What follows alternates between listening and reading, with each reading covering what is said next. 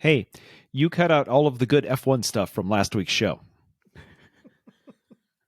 So, A, everything that was good, I left in. And 2, there was just so much content. So much. You know, you said last week's episode that you cut out 34 minutes, but it seemed like there was a lot more than that. Trust me, it seemed like there was a lot more than that.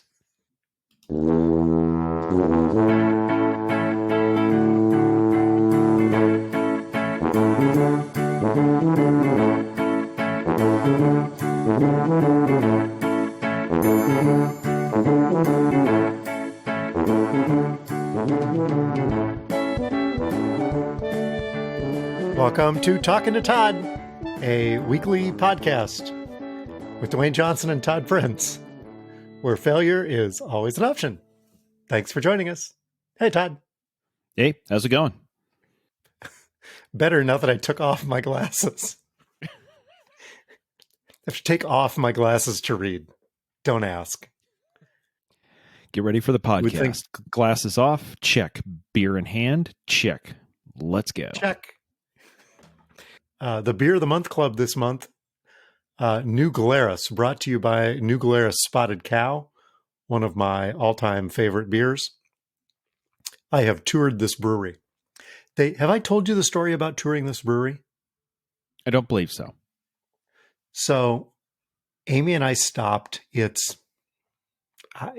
relatively close to the farm, as close as anything is in Southwest Wisconsin, and the shop that's on site where you can buy and carry out, it's a warehouse full of beer, to the point where they have dollies sitting by the door that you just load up and then roll out to your car, which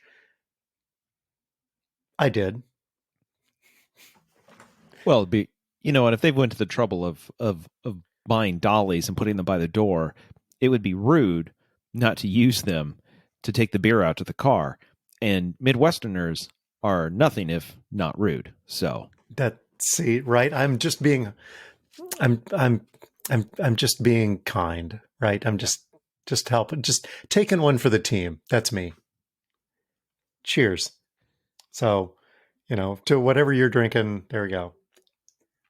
Let's see. Follow up from the cold open. No, I got nothing. Is there any brief F1 follow-up that we need to catch up on?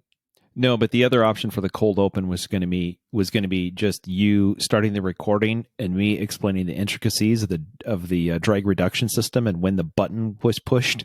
So as if I was just been talking about F1 for the last 7 days. Look, the microphone's on, the microphone's not on. Whatever. Now you say that, but you've got to distinguish as to whether you're talking about F1 or RuPaul when you say drag reduction system. Works both ways. Just push the button. Yep. Drag reduction. Yeah. Oh, okay. Yeah. Oh. Hey, welcome back. I'm just thinking. No, okay, so now you just got that in my head. Now that'd just be hilarious because the problem, and I will do this incredibly briefly, right? If an F1 car can't turn enough, part of the problem is they need more drag. And I'm just thinking at one point, if Sky Sports like that car needs more drag, and then suddenly Bianca just showed up and said, "What do you need?" And everybody would be like, I don't even understand what's going on. Oh no, you better don't. Okay. Can we fix it with duct tape? Yes, you can. Are you talking F1 or drag race? Applies to both. Yes. Yep. Yep. The synergy between the two entertainment venues is amazing. Can't see the hot dog. That's right. You're welcome. Oh my God. Still funny. Maybe the funniest line of the year. Maybe the funniest line of the year.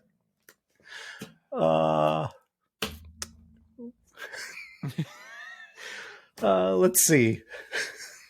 You're still laughing. Feedback, follow-up updates, voicemails from last week. Please send us your feedback. That's 515, also CPA.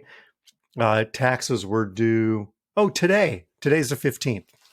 Needed to pay your taxes today. They were no, as certified, as non-certified CPAs, we would know that deadline was pushed out later. Oh, that's right. Yes. Oh, yes. Yes, that's right. Yeah. Although if you would have called 515 also CPA, we may have told you that they were due today. What are you doing?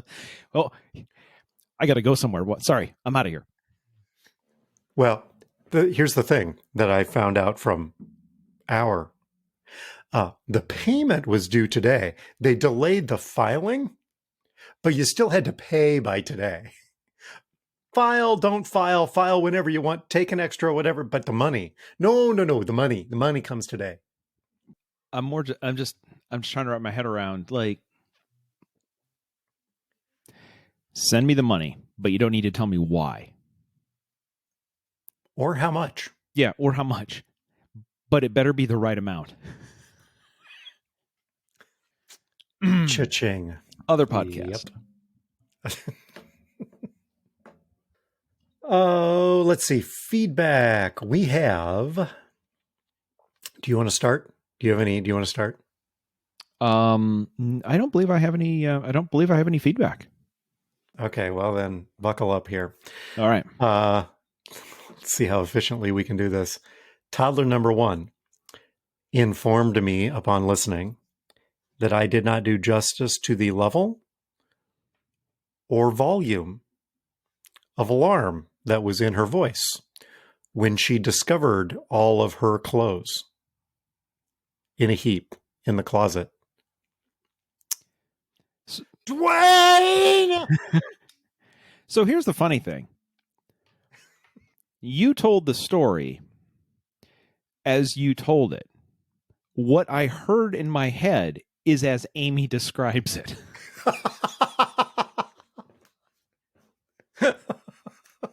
So while you may not have conveyed it on the receiving end, I at least translated that into what your house would have sounded like. So I understood. Yeah. Okay. Sarah Judson Brown. I'm gonna take these by topic, not by submitter.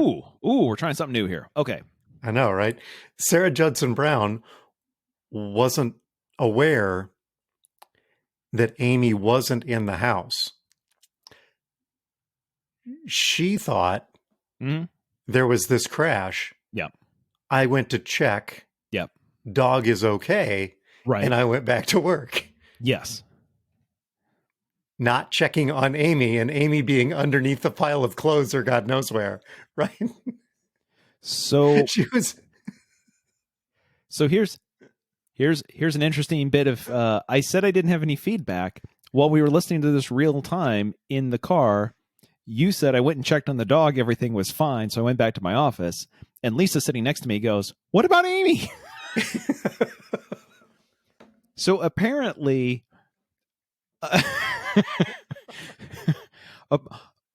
apparently the key piece of information, because I said, wait for it, you will find out she's coming home from work.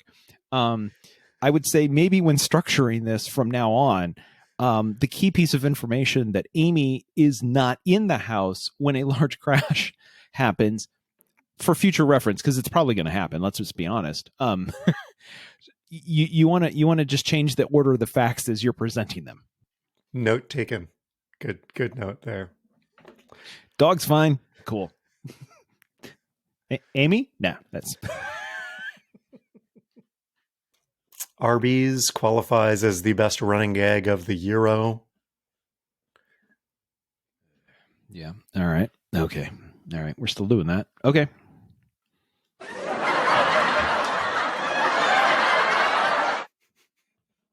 You know what? That works as well in this show as the laugh track in MASH worked. So, yeah, sure. Keep it. Sarah ate crab with a K for dinner last week and immediately thought of us. There you go. That's, you know what? We provide a service. I'm not sure what that service is, but we provide it.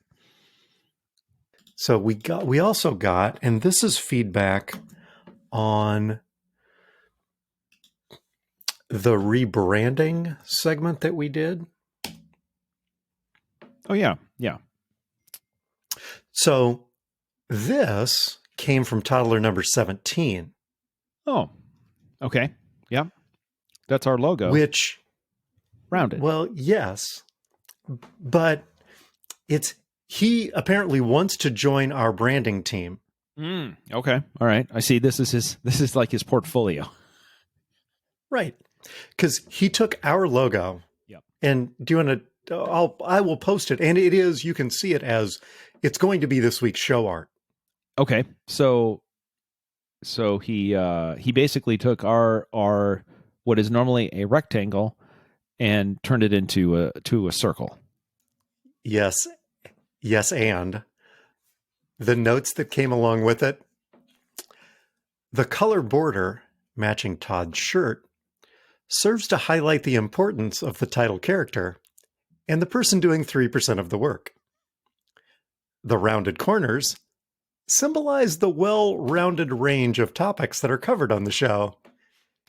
Technology, self-help, education, entertainment, and obscure sports. The slight 2% counterclockwise rotation, and if you look very carefully, you can see that it is there. The slight 2% counterclockwise rotation is a nod to the 2 in the title and shows the whimsical, lighthearted nature of the podcast. Wow. And my addition to this, if you look at the right side of the logo, you can see that it's just barely flat over there, which tells me that this logo is off center. Okay. Much like us. Wow. Talking to Todd rebranded. I am both amazingly impressed with Greg's work and thinking that he might be taking contracts away from us. He's a subcontractor. We bring him in and then we can just sub it out. Oh, okay. Okay. So because if there's one thing Greg knows, it's subs. Oh boy. Wow. That's wow. I mean, and admittedly, had it come from any number of other people, that would hurt even more. Coming from you, it's not as bad. But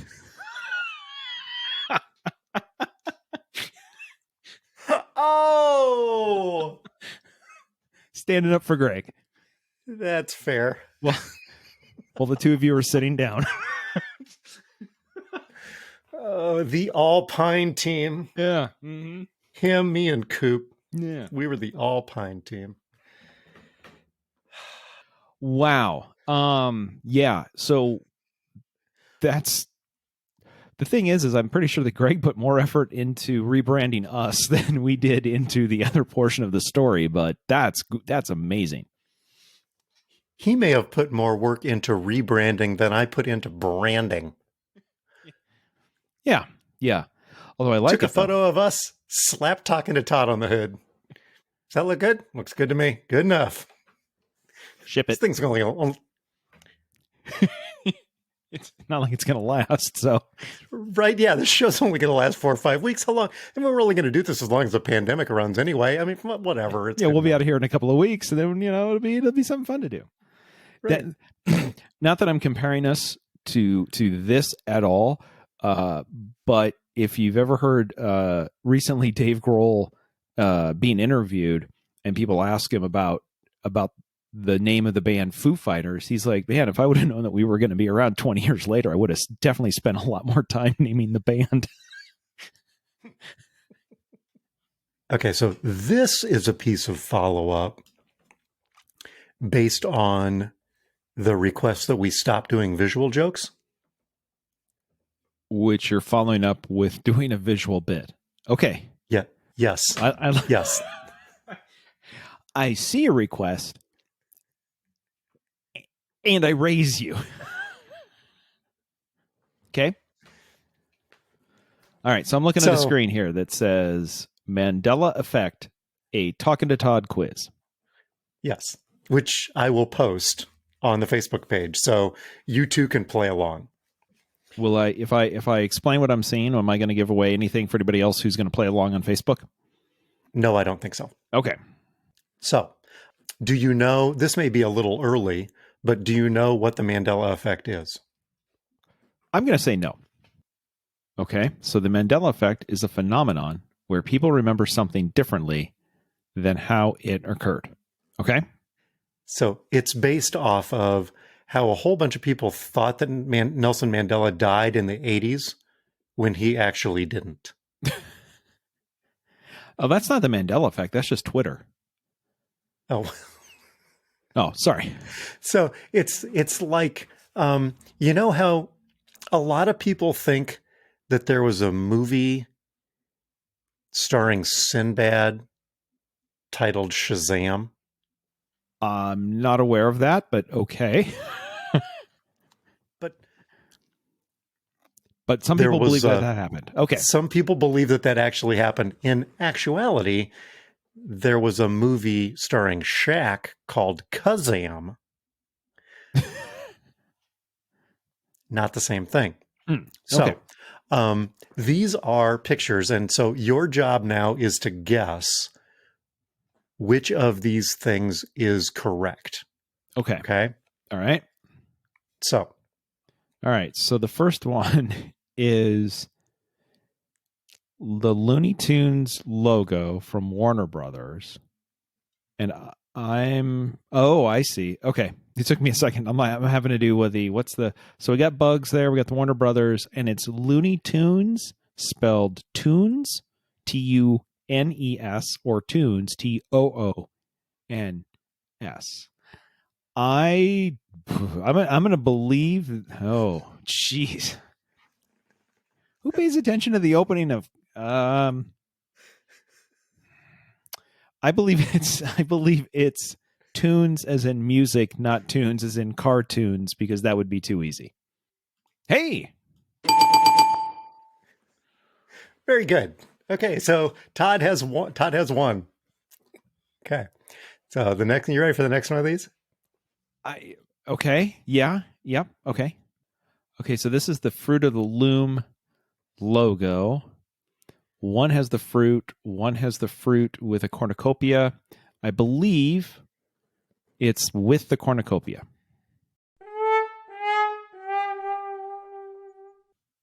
Excuse me, what? Wah wah. There is no cornucopia. Common Mandela Effect. Yes. Okay, so see what you're saying. So you're calling this Mandela Effect. I'm just calling this. It's common being wrong, but okay. Okay. How about this one? This is Skechers, promoted by former NFL quarterbacks and defensive ends everywhere. Skechers is either spell You look at both of these long enough and neither one of them looks right. So it's either Skechers with a T or Skechers without a T. Oh boy. I hope the listeners are enjoying this as much as I'm enjoying this. We may have to release the video of this. That could be.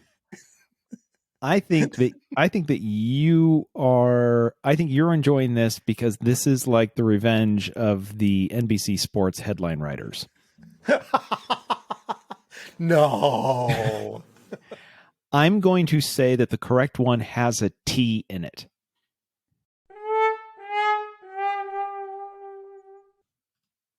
Oh, geez. And it does not. Why would it? Okay.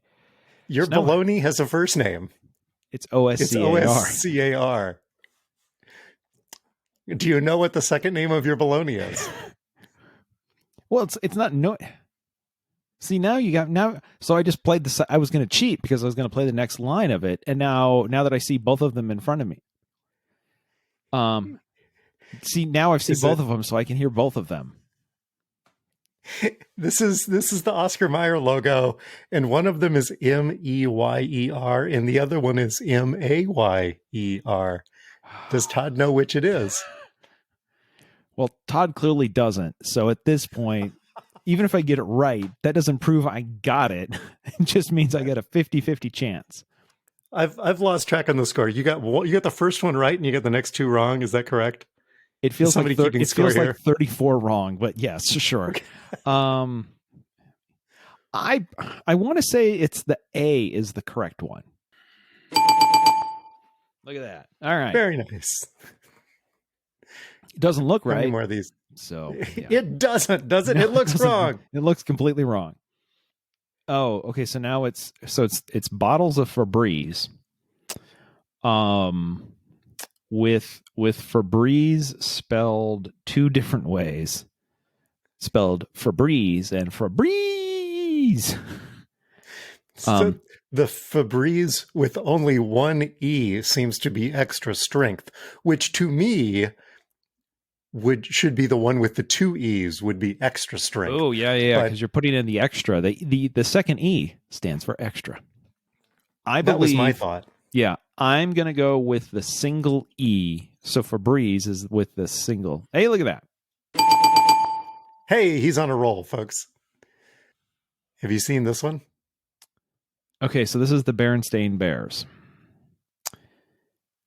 And... Or is it the Berenstein Bears?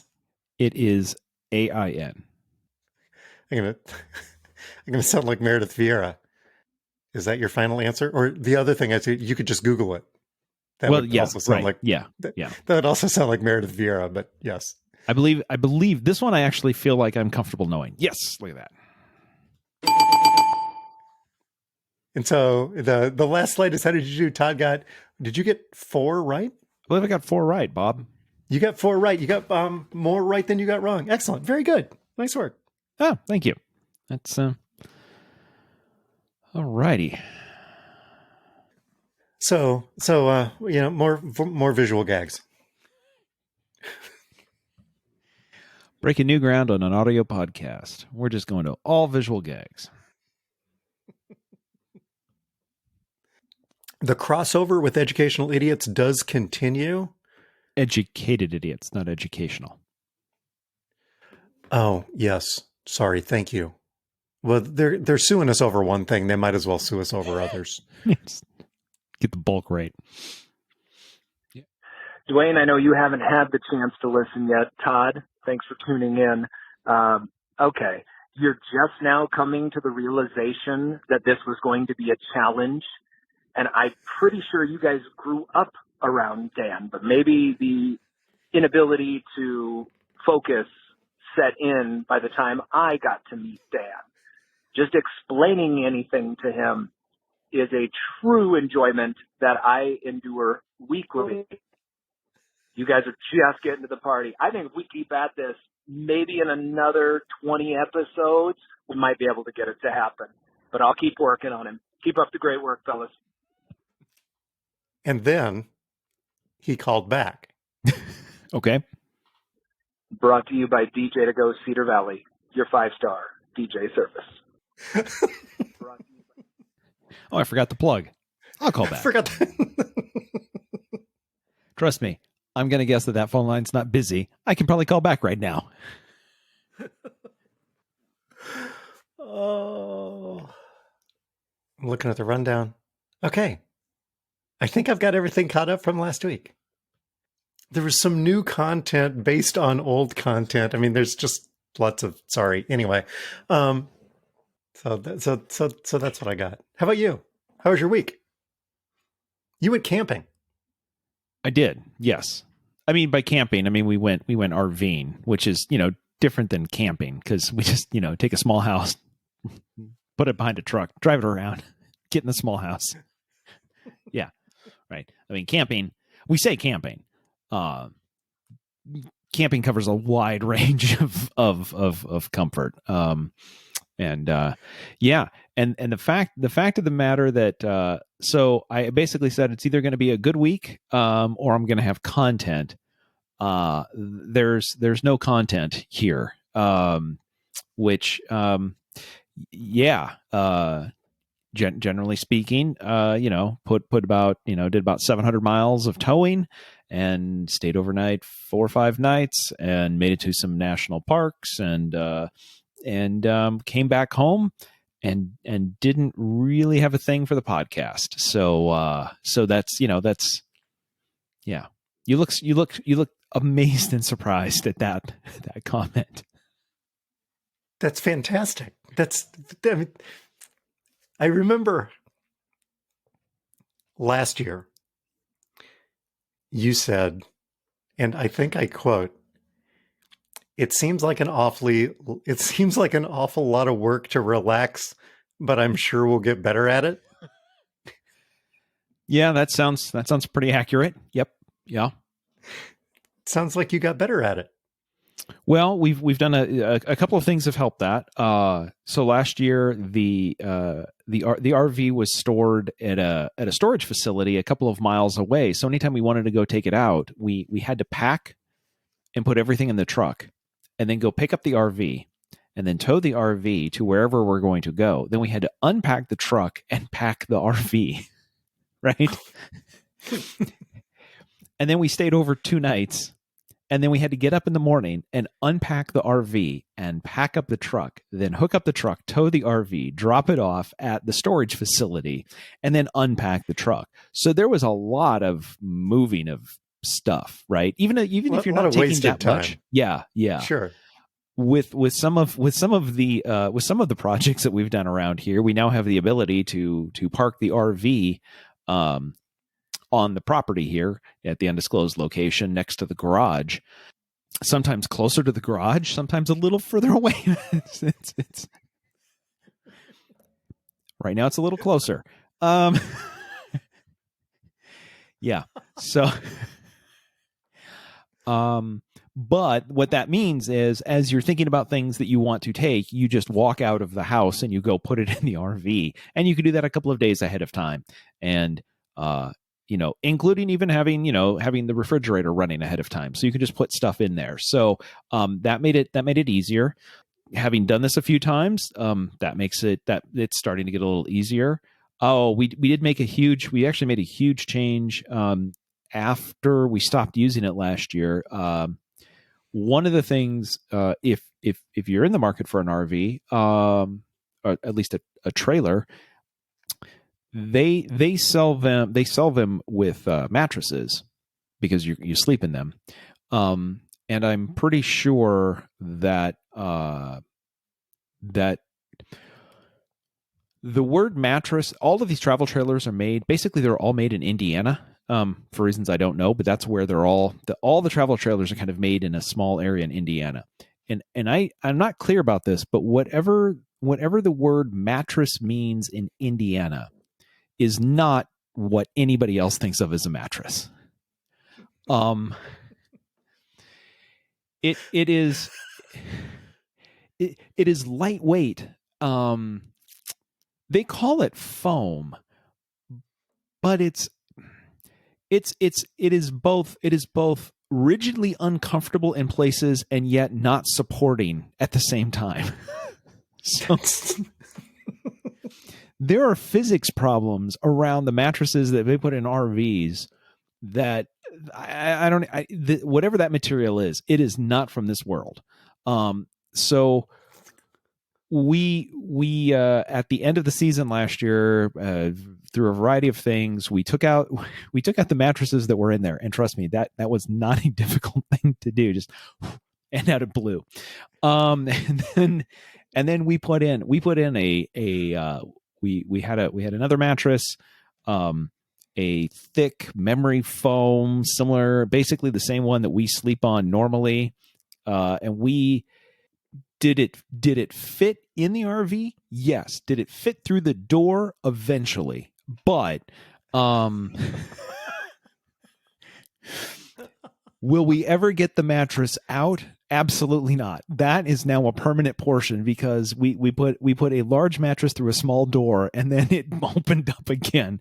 And when I say memory foam, they're like, "Oh, you mean like you got it all shipped and it was all, it was all like in a small box and you cut it open and then you let it breathe?" No. That had already happened a few years ago.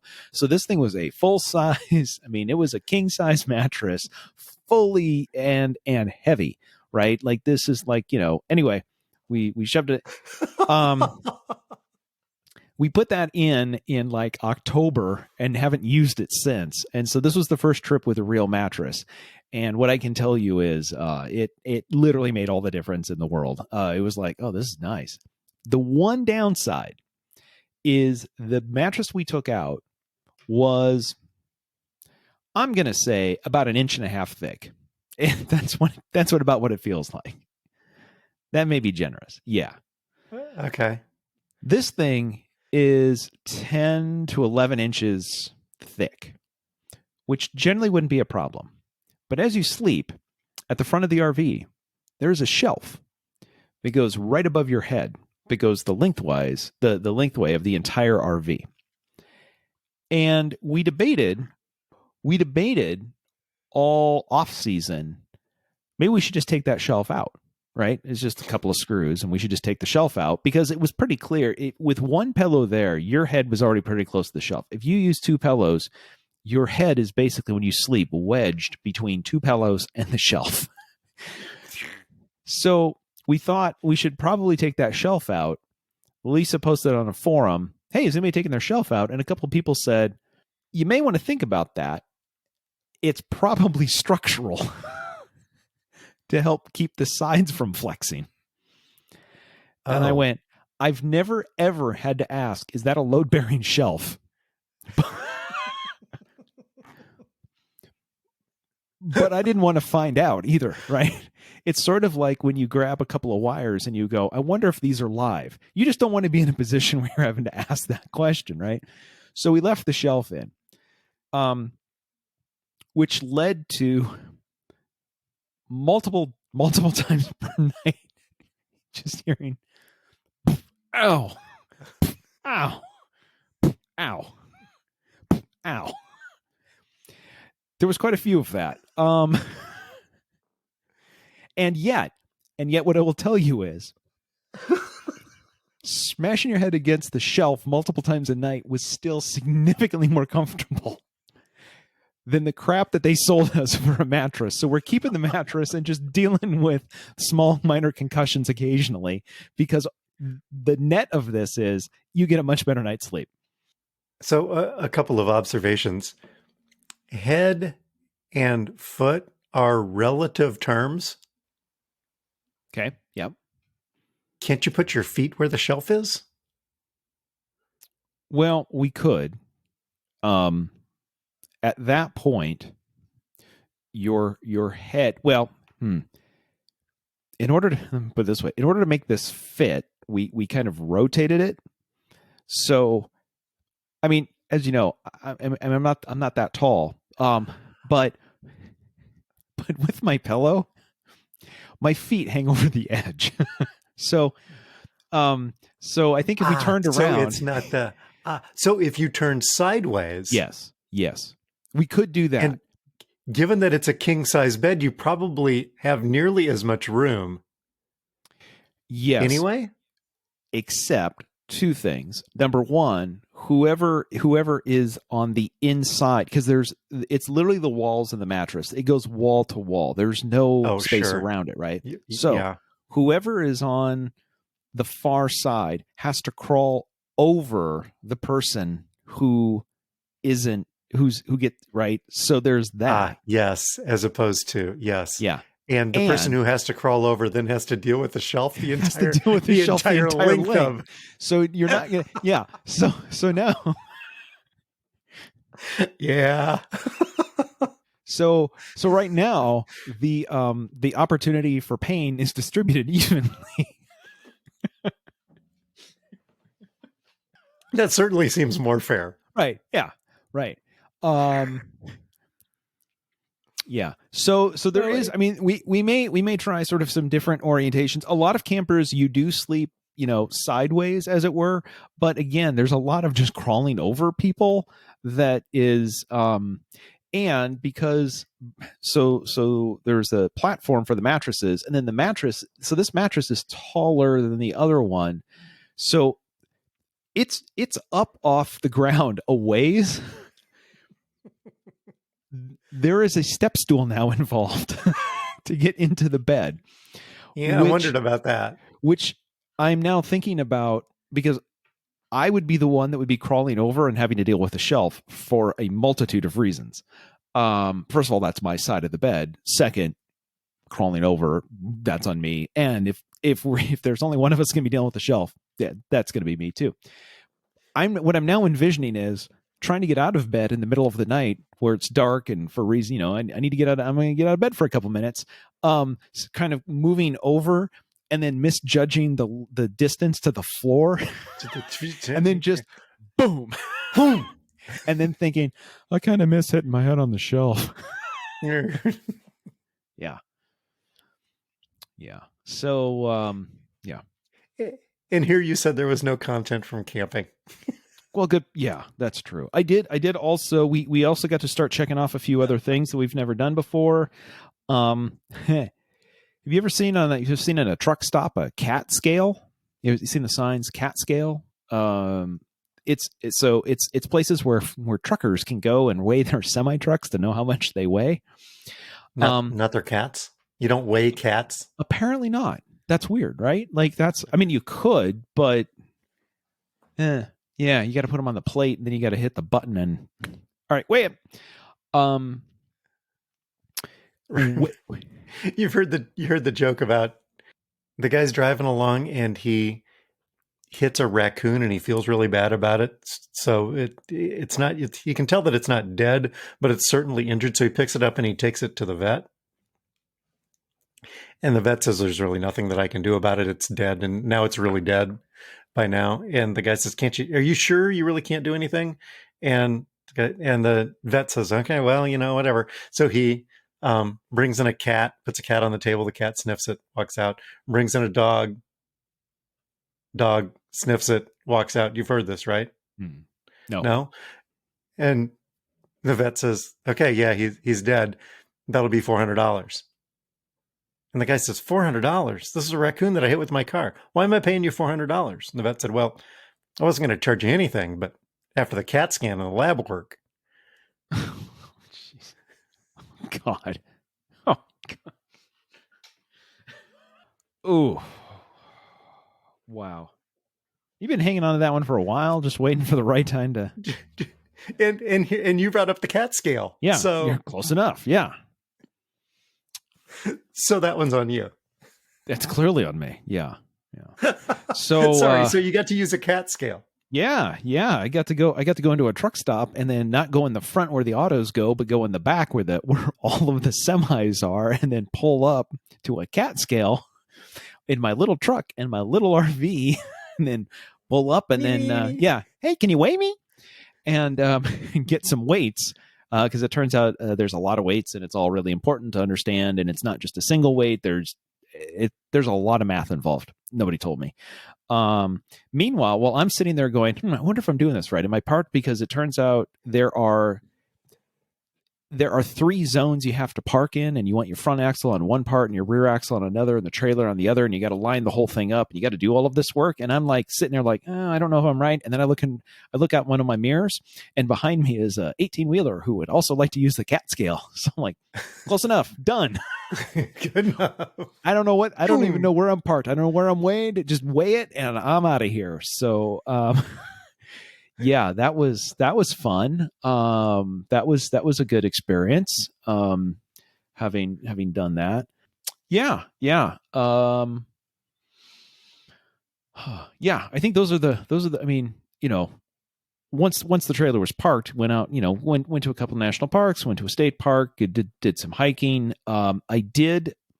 All right. So maybe there was a little bit of content. The last night we were there, we were over in Moab, Utah.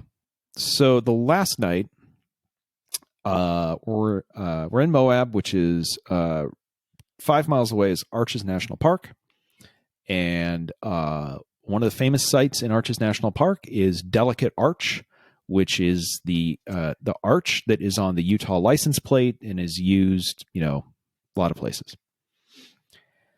And I've never been there. I've been to Arches multiple times, but I've never been to the Delicate Arch. I've never been to the Lookout, and I've never hiked up to it. And so I want to go up there, and I'm going to go do, apparently, because I like doing photography, it's beautiful in the sunset. So people go up there to do sunset photography. So I get everything ready. I drive through the park. It's not like Yellowstone, but after you get in the park, it's still like a 20-minute drive to get to the parking lot. And then you've got a 1.5-mile hike that goes up about 500 feet of elevation gain, that goes up through some slick rock, and you're walking up these hills. And then you have to get up there, and then you got to find your spot because a lot of people go up there. So I pulled into the parking lot at 6:50 behind schedule, and sunset was at 7:50. And I'm thinking, I've got a 1.5-mile hike. The guidebooks tell you they'll tell you it's an hour to get up there with the elevation gain. A number of people are like, oh, you can do it in 45 minutes if you put your mind to it. So I'm like, well, I got to get up there, and I got to make sure I want to, not like if I would have hiked up there right after, like the sun, like, oh, I made it. And where's everybody going? Oh, sunset already. Oh my God. So I was like, okay. So I throw on my backpack, which I've got my camera gear. I've got my camera. I've got a tripod. I've got all sorts of crap. I've got extra layers. And I take off down the trail. And there's lots of people there, and I'm passing people. And let's just say I'm making good time. So get up there. It was a good workout. My Apple Watch was very happy with me. And I get up there, and I find a spot, and I look around. I get up there plenty of time and set up, and we get ready to shoot. And there's like 30 photographers up there. There's probably 200 people up there maybe. And then the sun starts going down. And as it starts going down, the clouds on the horizon are beautiful, all lit up, but that means that none of the really good light is coming through. So instead of lighting up this brilliant orange like it would normally, it just gets dimmer and dimmer and dimmer, and then it's dark. Well, that didn't work out, but hey, good news. I'm up here. I got to see it. Worst case with landscape photography, you had a good hike. Like, that's the worst of it. And I stay longer because now I'm just trying to find, like, there's some cool clouds, and it's like there's, maybe the stars are going to come out a little bit or whatever. Anyway, sort of the last 30 people up there, and I decide it's time to start hiking down. So I break out my headlamp out of my bag because I came with a headlamp, knowing when you hike to shoot sunset photography, the hike back is going to be in the dark. Always. That's what you signed up for. So I put my headlamp on, and I start heading down, and you first go down this ledge. It's about 6 feet wide, and it's like, I don't know, it's like a 100-foot drop off or whatever. It's not terrible, but you want to make sure you know where the ledge is, right? Like, you want to stay on the ledge. So I start going down, and there's really nobody around me. And this is the part where I love being in national parks. I'm like, man, it's quiet, it's dark. I mean, I can't really hear or see anybody. It's like I've got this whole park to myself. And then I get to the point of like, boy, none of this looks familiar. Like, I was in such a hurry to go up the trail that I kind of neglected to pay attention to the trail. There was a person in front of me, past that person, find the next person, past that person. That's all I was doing. On the way down, there were no person for me to follow. And now I'm sitting here, and it's dark, and I'm thinking, I still have about 400 feet of descent to do somewhere. And I'm sitting here with my headlamp, and as I'm turning my head, I'm lighting, like, is that the trail? Or is that the trail? I don't know. Let's try one. And so the entire way down, yeah, so the entire way down, this is going through my head. You moron, you couldn't have paid attention. You couldn't have just looked a little bit. You didn't think that you're going to have to trace your steps back down. Anyway, good news. I'm here. I mostly found the trail. I went off a couple of times, but nothing that was terrible, and came back down. But it took me normally when if you go drive someplace new, it always feels like it takes you longer to drive out than drive back because you don't know how far it is. So you just and then on the way back you're like, boy, it doesn't feel like that. Yeah. The way back this time felt a lot longer. Like, where's that parking lot? Like, I don't. Where is this? Because I don't like. I'm pretty, and I can't see a thing. Right? It's dark and there's no moon and there's clouds, so it's just the headlamp. And after a while, you're walking down Slick Rock, and you're just thinking like, this has got to end at some point. So anyway, I did make it back to the car, but lesson learned. Maybe I should have put that in what Todd learned, but this week I learned. Anyway, there you go. That was almost some really good content, potentially just for you to share with the audience. So you were you were in a camper most of the weekend and some of the week. Yeah. Did you watch anything this week? So we were in the camper. We did stream off of the phone with an HDMI cable to the TV. We streamed, 2 shows, basically is about all we watched. Do you want to take a guess as to the show or the genre of the 2 things that we would have watched that we would have made sure that we would have watched while camping? Well, I think you could probably download some train shows to have those in advance. Yeah, we did not though. Yep. Did not. No. Oh. Did you take any Rue with you? We didn't take any with us, but we did stream it. Okay. Yep. Yeah. So got to make sure you got to watch Rue, because otherwise you're gonna read all the spoilers. So yes, we did. Lisa's comment was, she's like, I don't think this is gonna work. And I've got my phone and an HDMI cable and hooking up to the TV, and then find the place to put the phone to get the thing, and then log into YouTube TV and go into our library, hit play, and hey, all of a sudden there it is. So yes, Rue was one of them. How to park a trailer? Oh, I should have done that. No, the other one was made sure could watch a couple of EPL matches. So had to watch some soccer. So yeah, okay. Well, there was no this report. Yeah, right, because there was no F1 race this week. No, there was not. No. Would you like to know why there wasn't? No, just kidding. No. So actually, so that's the other things that we watched since we've been back. Yeah, we didn't have a lot of opportunity because we were in the trailer. Let's see. We continue to watch Masked Singer, which now Masked Singer is now introduced. They eliminate people, then they introduce wild cards after people are eliminated. So the show's been going on like 7 weeks, and they have almost the same number of contestants as they did when they started.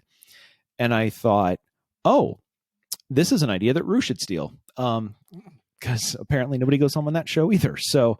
And then the last one, yes. And then once we got back home, we had to catch up on some train videos. So, still watching all the stations. And, Lisa listened to my point last week about the first episode. They were all happy. And the third episode, hey, this is kind of cool. And by the 10th episode, you could see it wearing on them. We're now they just passed day 30 of a 3-month project. And some of it is not as fun as they expected, which might be on them. So it's kind of it's a travel log about England. It's also sort of a look at how good public transportation in England can be with trains. And it's also like a weird psychological study of these 2 people. I just don't know if they're in on it or not. So anyway, what have you been watching? We finished season 10 of RuPaul. You didn't just finish it though. Because you keep sending messages. It's you have some. I'm starting to believe that you have as many opinions about RuPaul's Drag Race as you do about the Chicago Bears.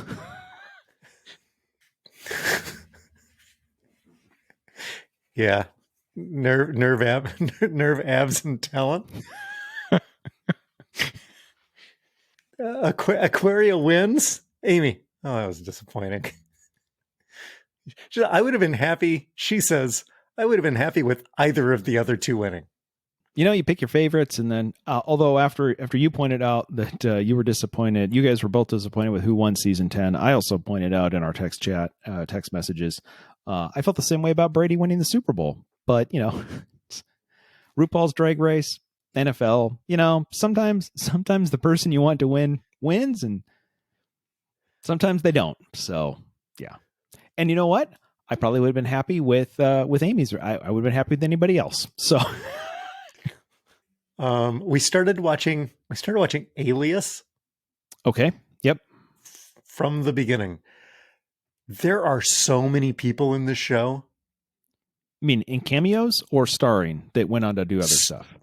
That when Bradley Cooper is in this thing. Really? Did you remember that Bradley Cooper was? Yes. Yeah. I didn't really watch it the first time, so no, but yeah. Yep. Anyway, so we started rewatching Alias. I don't know what else we're still watching Falcon. Oh yeah, we're a week behind now on that because that was not streaming. It was, hey, we can stream, but I don't know how much we can stream. Well, we're going to prioritize Rue, and then we're going to watch some English football. Do you want to stream Falcon? Yeah, I'll be there when we get back. Okay, that's cool. It can wait. Yep. Did you learn anything else? Yeah, so I did learn. I'm gonna take this also from the trip. The hardest part of the trip wasn't the towing 350 miles there and towing 350 miles back, even when the wind was kicking up the next day. It wasn't watching the gas gauge go down, down, down while there's no services for 100 miles going, I wonder if we're going to make it to get gas before we run out of gas. Huh. That's interesting. That wasn't the worst thing. Nor was the first campground we pulled into the first night saying, hey, by the way, when you hook up your water, don't leave it hooked up overnight because it's going to be freezing. And then we go in and turn on the because it's going to be below freezing the first night. And then we go in and we turn on the furnace, and we're like, do you remember it acting this way last year? And then we both went, did we turn it on last year? No, because we were out in August. Huh, boy, Yeah. Sure hope this furnace works or this is going to get cold. What I will tell you is the hardest part of the trip, and I've learned this again, and I'm going to probably keep learning this, is it's the last 21 and a half feet of the trip.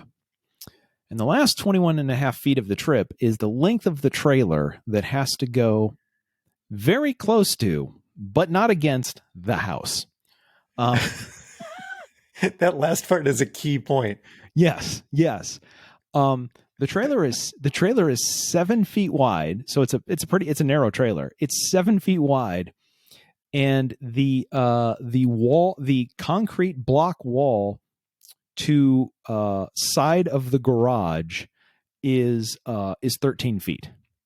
So and it's a little narrower with the gate, the custom gate that we had done that swings open.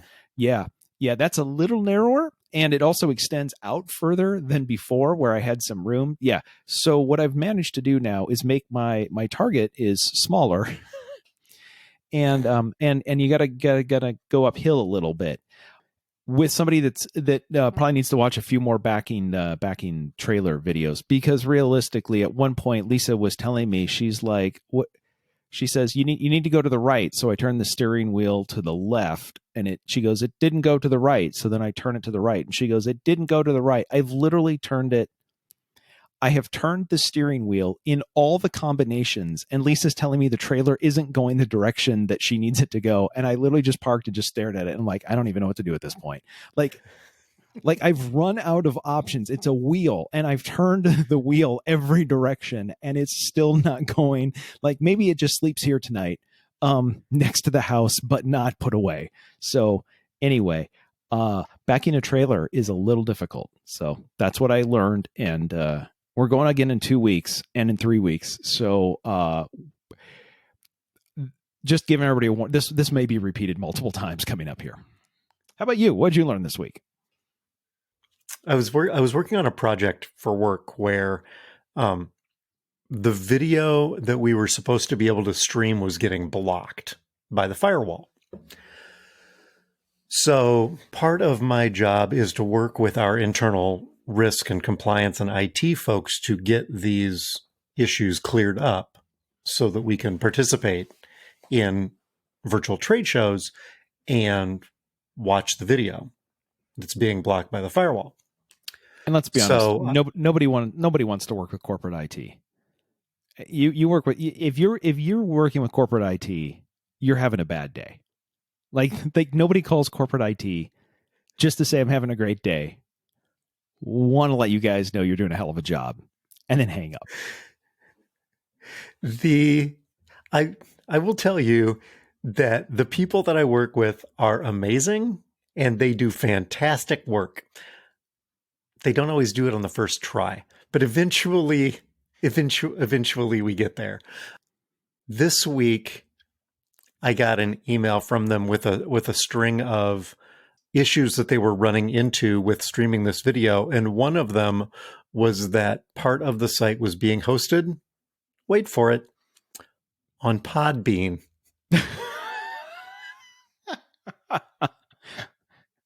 And I went, well, there's your problem. I said, I host a weekly podcast on Podbean, and it's notoriously buggy. No wonder we got issues. I wouldn't trust anything from somebody who uses Podbean to distribute their stuff.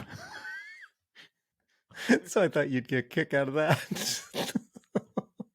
The good news is you could have called up the content provider and told them, I'm going to need you to go into your settings page. Okay, now go into this page. Now in this place, this check mark doesn't make any sense whatsoever. Just go ahead and check that for me.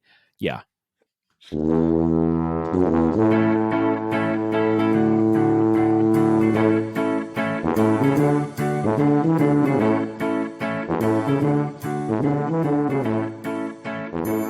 The music is Happy Boy by Kevin MacLeod. It's available on incompetech.com under a Creative Commons Attribution license.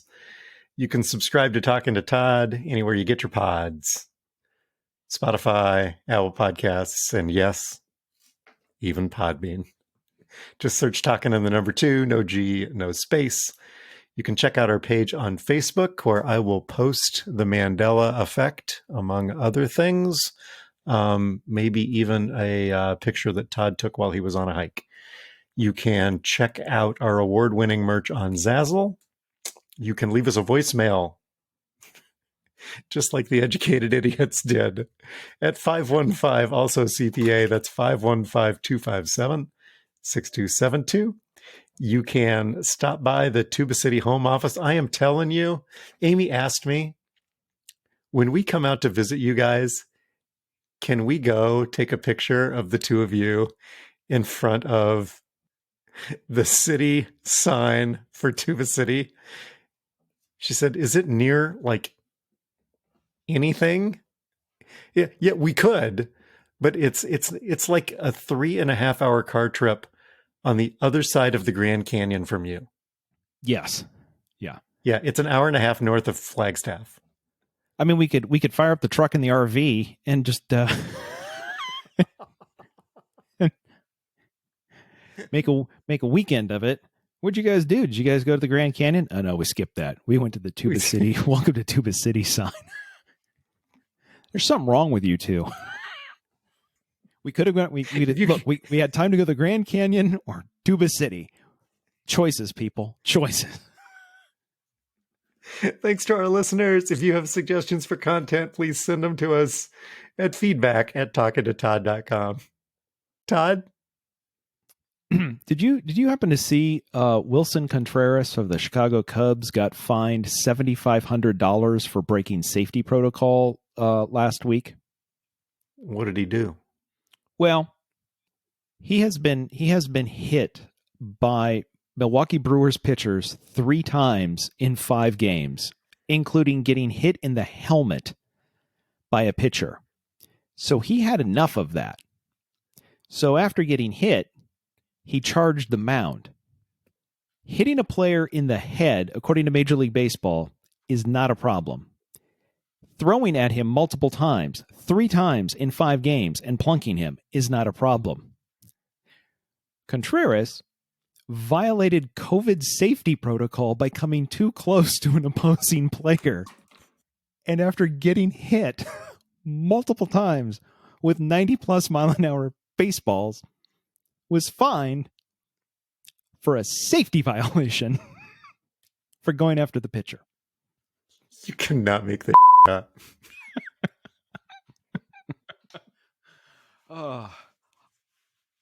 I read that, and my first thought is, if Rob Manfred ever wants to retire as commissioner of baseball, I think Mark Emmert could step right up into that job and we wouldn't notice a difference.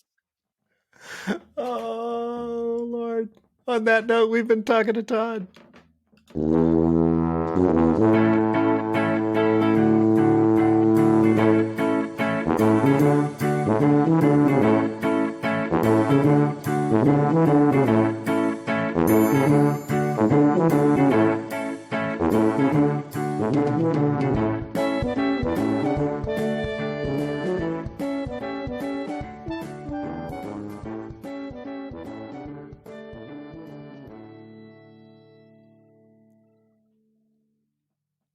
I thought maybe you were going to tell me that he offered to loan Joe West his car. What I now realize is we almost made it an entire episode without a single sports topic, and I ruined it at the end.